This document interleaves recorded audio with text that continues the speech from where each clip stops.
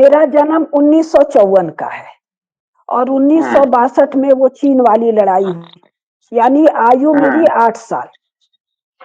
तो हाँ मेरा छोटा भाई अशोक है मेरे साथ 1 साल छोटा। वो हरदम बताता है, भाई तू आंगन में गोल गोल चक्कर मारती थी और सब घर में भाई बहन, मतलब हम्म, मेरा भाई रंजना, मंजू, केशव, बहुत सारे ताऊ चाचा के भाई बहन। तो तू इंजन बनती थी, हम लोग डिब्बा बनते थे, और तू बोलती थी कि तुम मुझे खून दो मैं तुम्हें आजादी दूंगी। ये मेरे को वो बहुत बताता है। और दूसरा, सब हाँ, लोग, माँ और सब लोग बताते हैं कि पडरौना के पास एक जगह है, भैंसा लोटन, पाल बॉर्डर हम्म, पे। तो वहां कोई नहान में लोग जाते थे और वहां विदेशी सामान उन दिनों मिला करता था, तो सब लोग खरीदते थे माँ लोग। तो ये घर आके तू देखती थी, माँ बोलती है कि चाइनीज तो नहीं है। तो घर में एक बार केवल चाइनीज नेल कटर था, तो तेरा नाखून बाबूजी कैंची से काटते थे।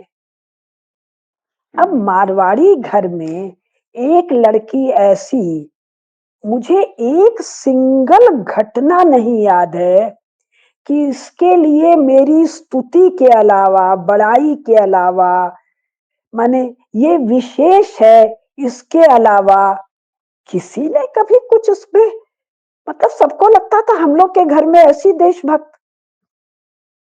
और मेरी कई सहेलियां मुझे 30-40 साल बाद मिली बनारस में, कोई हरिद्वार में।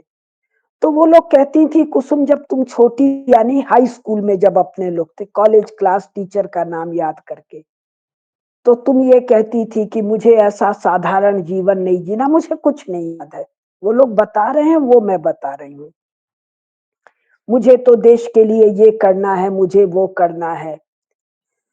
तो भाई मैं कह रही थी, तो कोई एक बार भी कभी किसी ने मुझे टोका हो, मुझे तो नहीं याद है। अच्छा, और हम लोग की मारवाड़ी लोगों की मारवाड़ी गद्दी हुआ करती थी। तो हम लोग की गद्दी में जवाहरलाल नेहरू थे, गांधी जी थे, सुभाष चंद्र बोस का पूरा उस सैन्य वेशभूषा थी, और भगत सिंह की फोटो थी, चंद्रशेखर आजाद की फोटो थी, और ये सब हर घर में थी। यानी देशभक्ति तो घर घर में थी। और मेरे दादाजी 5 भाई, तो कितना बड़ा परिवार होगा, इमीडिएट परिवार। और मेरे नाना जी 3 भाई और मेरी माँ मिला के 27 भाई बहन, मौसी मामा लोग हम्म, 26। हम्म, मुझे तो सदा, मतलब पूरे परिवार में विशेष ही बचपन से दुलार और प्यार मिला।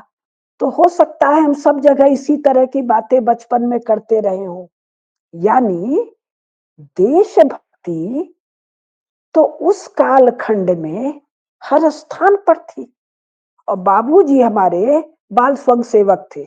नानाजी देशमुख जब ईस्टर्न यूपी में काम किए, तो बाबूजी को बाल स्वयं सेवक बनाए। तो उस नाते संघ के लोग घर आते थे और पांजन्य आता था। वो मुझे स्मृति में है कि हम पांजन्य पढ़ते थे और बाबूजी और हम बहुत बहस करते थे।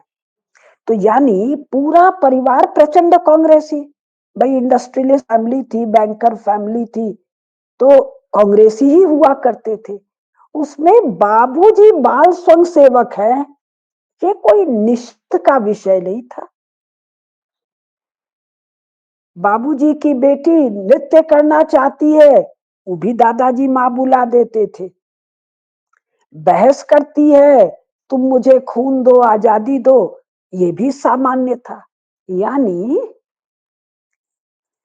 भारत का ट्रेडिशनल समाज देशभक्ति से ओतक प्रोत था, वरन अनादिकाल से चली आ रही जो हमारी परंपरा है कि जिसमें जो गुण हो, उस गुण का पोषण वो परिवार करे, ये सामान्य है।